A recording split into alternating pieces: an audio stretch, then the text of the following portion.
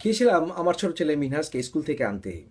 ওখানে গিয়ে একটি ছোট ভাইয়ের কাছে শুনলাম যে বাংলাদেশে ইস্ট ওয়েস্ট ইউনিভার্সিটির ছাত্রদের উপর নাকি গুলি চালানো হয়েছে এবং একটা ছাত্র নাকি হাসপাতালে। কি অন্যায় করেছিল ছাত্ররা? কি অন্যায় করেছিল ছাত্ররা?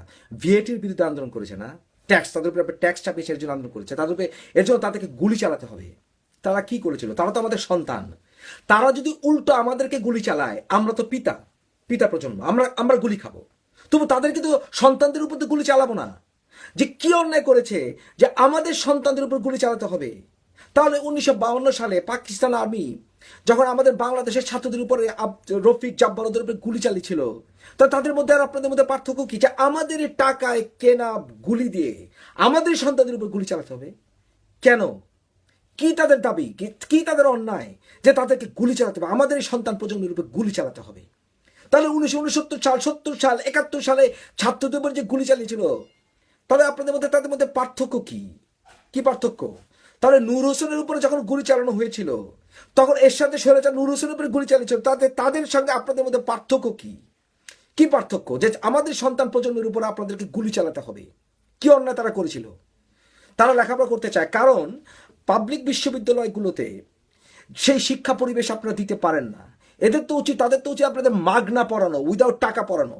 তাদের বাবা মা কষ্ট করে টাকা উপার্জন করে তাদের ভবিষ্যতে তাদেরকে ইনভেস্টমেন্ট করে, যে তারা সন্তানরা অন্তত লেখাপড়া শেষ করে বাবা মার মুখ উজ্জ্বল করবে। কারণ আপনাদের মুখ উজ্জ্বল তো প্রয়োজন নেই, আপনাদের সন্তানরা তো আপনাদের ভবিষ্যৎ প্রজন্ম নয়। কারণ কি জানেন? আপনাদের ভবিষ্যৎ আপনি আখের গুছিয়ে ফেলেছেন। হাজার হাজার কোটি কোটি টাকা তো আপনাদের ব্যাংকে। আপনাদের সন্তানদের লেখাপড়া করার জন্য আমাদের বাংলাদেশের উপর নির্ভর করতে হয় না। আপনাদের সন্তানরা তো বিদেশে পড়াশোনা করে, তারা তো কিছু হলেই তাদেরকে দেশ ছেড়ে যাওয়ার মতো তার উপায় আছে। সেই সাকা চৌধুরীর আমল থেকে শুরু করে বর্তমান পর্যন্ত আপনাদের ছেলেরা তো হার্ভার্ড বিশ্ববিদ্যালয়ে পড়ে, কারণ আপনাদের টাকার অভাব নেই। তাদেরকে কাজ করে পর্যন্ত বিদেশে পড়তে হয় না, আমরা সব জানি। আপনাদের মতো নেতাদের সন্তানরা যদি পায়খানার রং যদি 19-20 হয়, তারা তো বিদেশে চলে যায় চিকিৎসার জন্য, যে সিঙ্গাপুর থেকে শুরু করে আমেরিকা পর্যন্ত। আপনাদের দুই মহিলার মারামারি আর নিষ্পেষণতা আমরা শেষ হয়ে গেলাম, আমাদের ভবিষ্যৎ প্রজন্ম শেষ হয়ে গেল। আপনাদের তো একজন সাজের ঠেলায় বৈশাখীতে এমন ভাবে থাকে যে তার ধারে কাছে যাওয়া যায় না, আর আরেকজন তো ইলেকশনে তসবি গুনতে গুনতে গিয়েছিলেন। সুতরাং আপনাদের তো হিপোক্রেসি শেষ নাই। এর জন্য আমাদের সন্তানদের উপরে গুলি চালাতেই হবে আপনাদের, কারণ আপনাদের ভবিষ্যৎ প্রজন্ম, আমাদের সুষ্ঠু সুন্দর ভবিষ্যৎ প্রজন্মদের আপনাদের সহ্য হয় না, কারণ তারা দুর্বল। কারণ আপনারা এমন শিক্ষানীতি করেছেন যেখানে কিনা না পড়লেও গোল্ডেন জিপিএ পাওয়া যায়, কারণ এমন শিক্ষামন্ত্রীকে আপনারা বসিয়েছেন যে শিক্ষামন্ত্রীর সাধারণ বাংলাদেশের শিশু সন্তানদের জন্য কোনো মায়া নেই। তাই শিশু পাঠ্যপুস্তকে পর্যন্ত আপনারা হিপোক্রেসি করেন। কি অন্যায় করেছিল যে তাদেরকে আপনারা গুলি চালাতে হবে আমাদের সন্তানদের উপরে?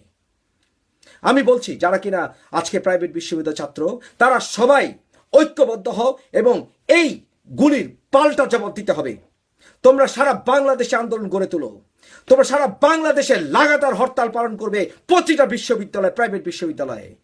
কিভাবে তারা রুখবে আমাদেরকে? এখন তাদের তো আসলে গুলি খাওয়ার চিন্তা নেই।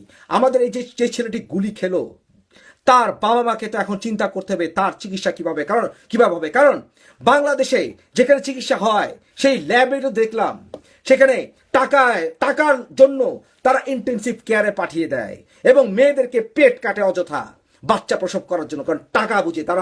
আমাদের ডাক্তাররা তো কষাই। কারণ আপনারা চিকিৎসার জন্য চিন্তা করতে হয় না, আপনাদের সন্তানদের কোমরে একটু ব্যথা হলেই তারা লন্ডন চলে যায় চিকিৎসার জন্য এবং দেশে আর ফিরে না। আমাদের সন্তানদের জন্য আপনাদের কেন এত এত ঘৃণা? কেন আমরা যখনই আপনাদেরকে হিরো বানিয়েছি, সুপারস্টার বানিয়েছি, আপনারা কাজের মেয়ে যাদের বাবা তাদেরকে খাওয়া জুটাতে পারে না, তাদের উপরে অত্যাচারে খড়ক নামাতে হবে? কেন আপনাদের যখন অসি হবে, যারা আমরা পেশি শক্তি বলে রাজনদেরকে আপনারা হত্যা করবেন?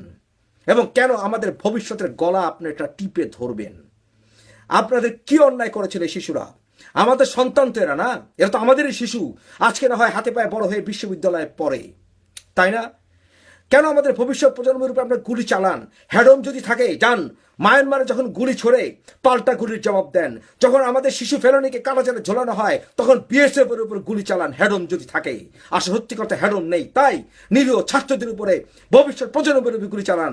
আমাদের একটি প্রজন্ম তো আমরা লেখাপড়া করে বিদেশে চলে যেতে বাধ্য হয়েছিলাম, এখন আমাদের প্রজন্ম থেকে রাখতে তো পারেন না, যারা থেকে যায় তাদের উপরে গুলি চালান। কারণ সত্যিকার অর্থে আপনাদের হ্যাডম নেই।